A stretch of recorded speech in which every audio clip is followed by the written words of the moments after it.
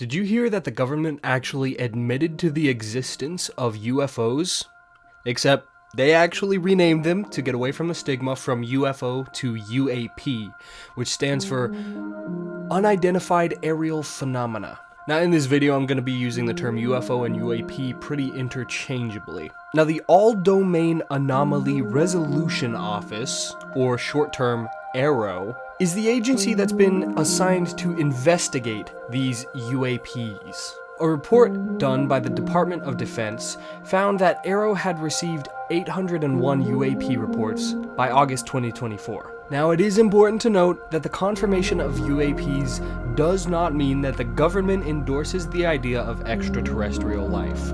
They have not decided to announce that aliens exist, nor that aliens are visiting Earth. These are just phenomena that we are not able to explain the origins of.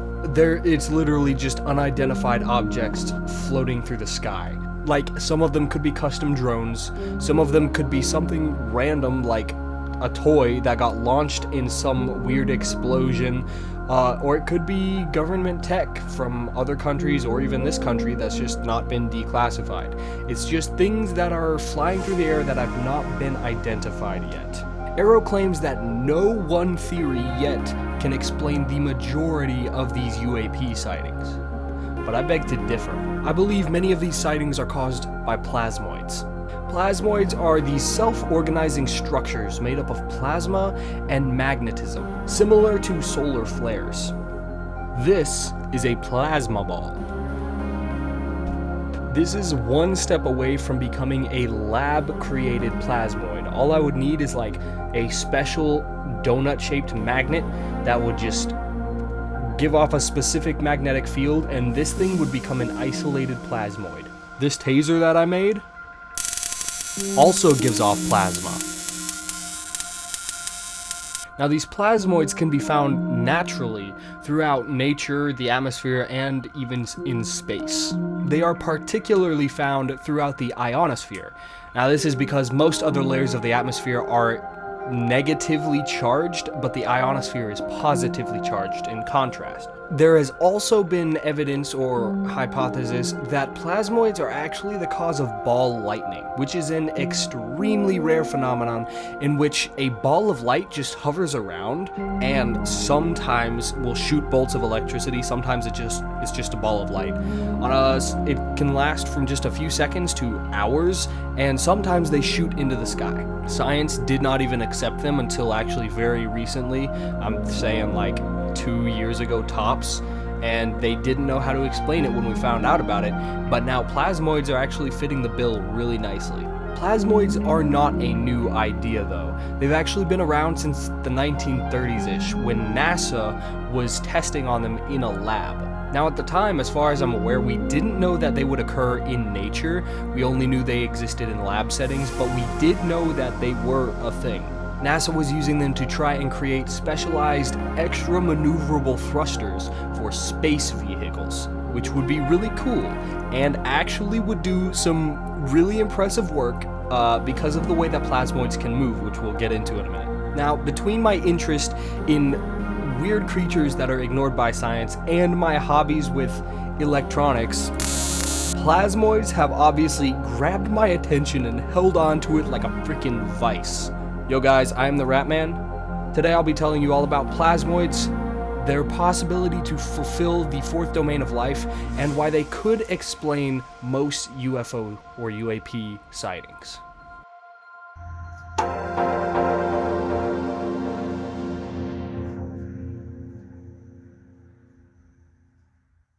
Alright, so now we've got a vague idea of plasmoids, but what are they? How do they explain actual UAP UFO sightings? Let's first look at some common UFO characteristics. UFOs, or UAPs, are often shiny and metallic.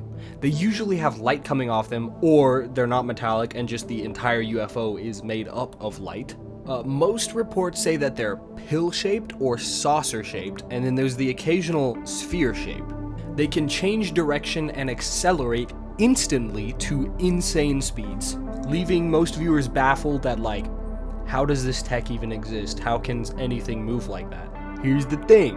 Plasmoids showcase literally every single one of these characteristics. They on occasion display themselves as shiny with a metallic coating, or an orb of light, or even a mix between the two. They look especially metallic on camera, and then in person they generally look more like an actual light source, but they can look like both. Now, Plasmoids can take on a bunch of different forms. They're actually pretty amorphous, but their magnetic field does tend to keep them in a specific shape.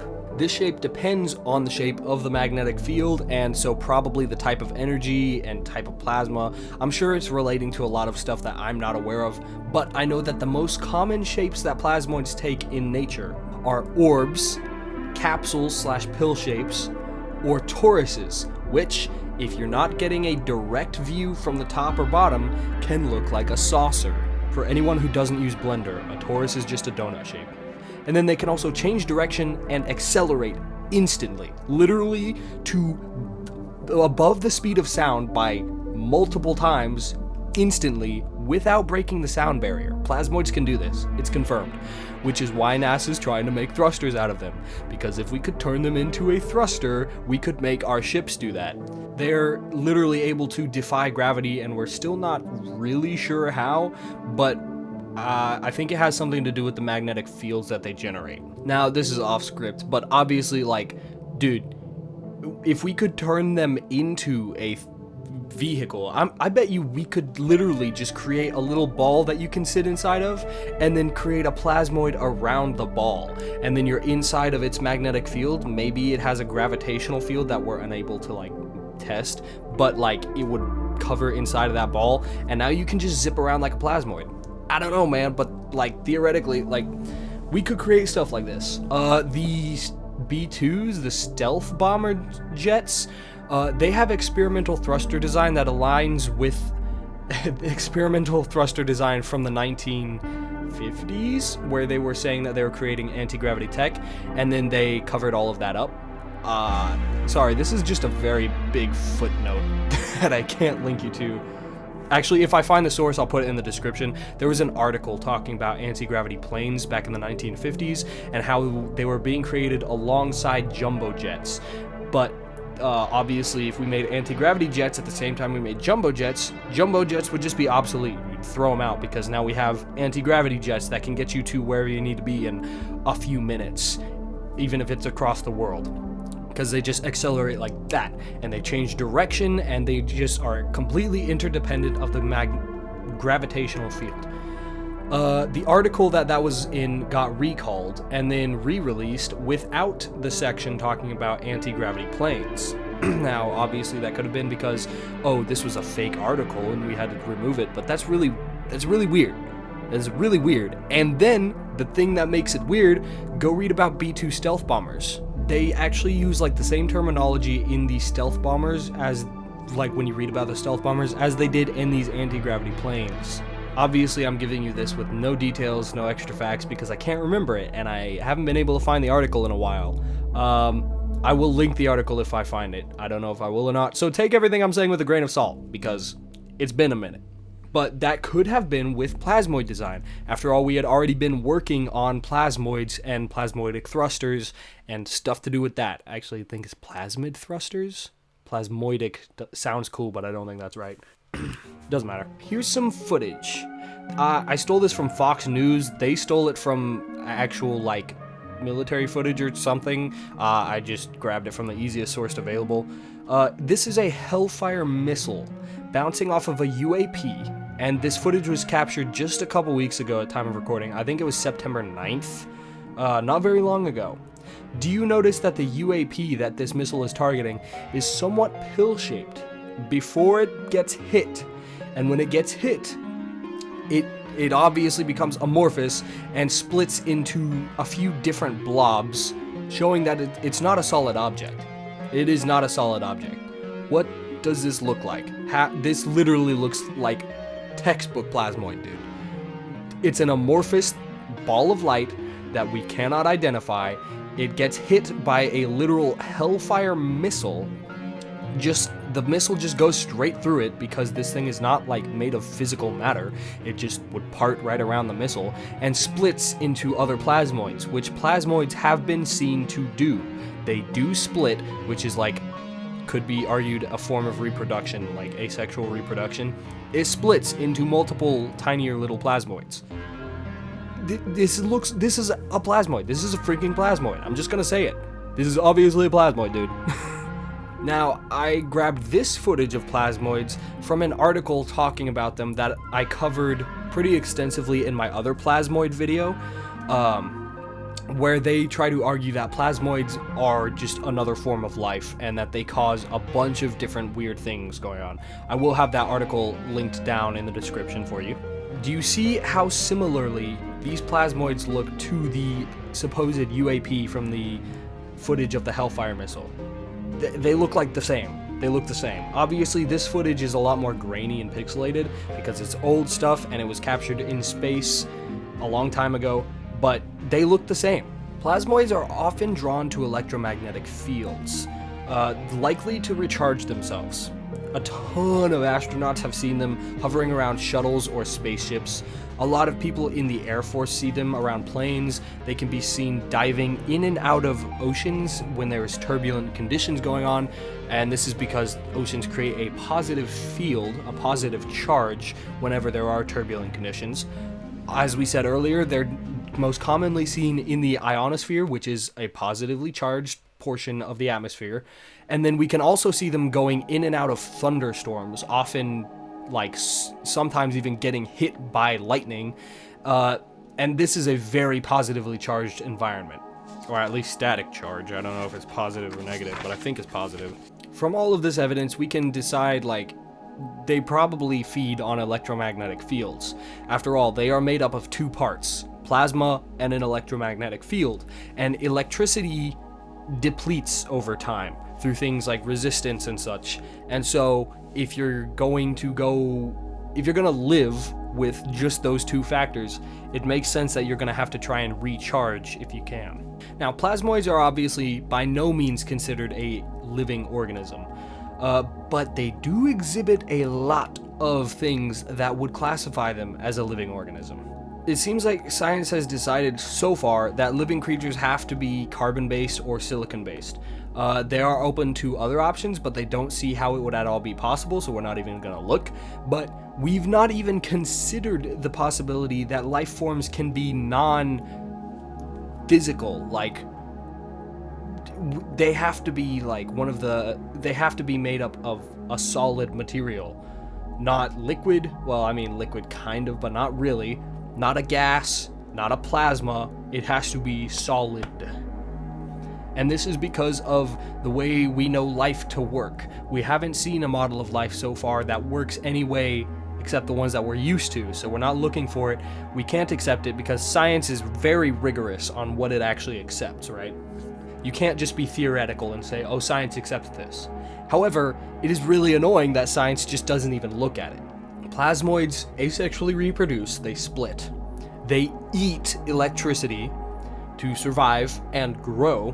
There is evidence that they have cellular organization, specifically in dusty plasmoids, which are when plasma, magnetic field, and they also have a third part, which is some type of dust particle in their system.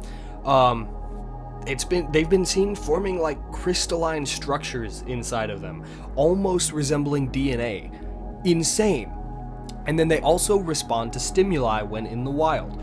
Now, lab-grown plasmoids, lab-created, whatever, don't always do this.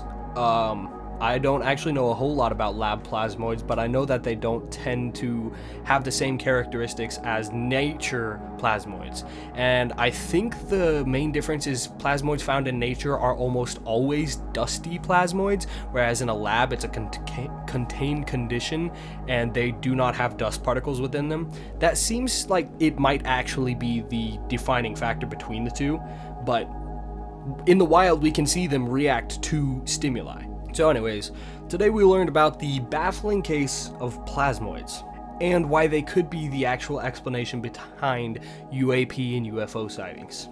Plasmoids are structures made up of plasma and electromagnetic fields, and then we've also got the dusty plasmoids, which have dust particles floating throughout them.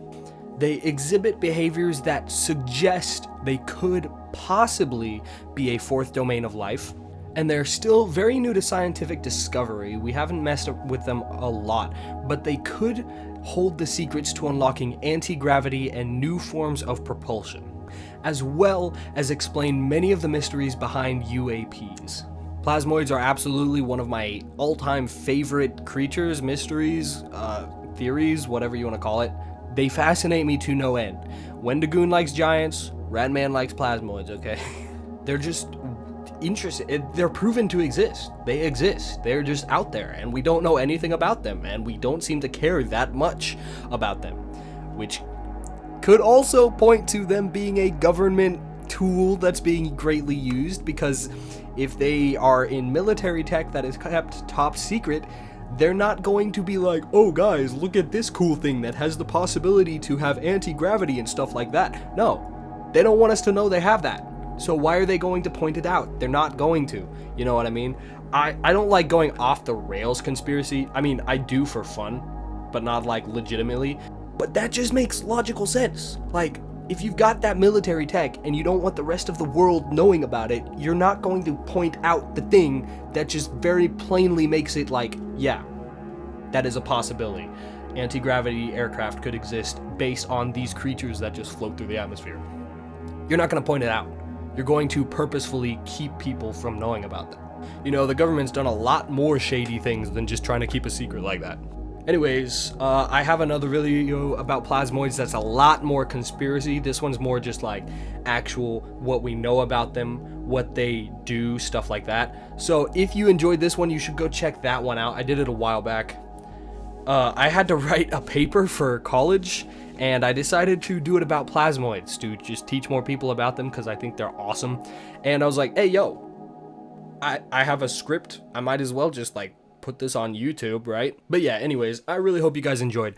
If you did, you should hit the like button. That really helps push me out into the algorithm. Subscribe if you're interested in more content like this. Spooky season's coming up. I need some ideas for Halloween content. If you subscribe and stick around, comment your videos that you'll like. Hopefully you'll see some pretty interesting stuff pop up soon.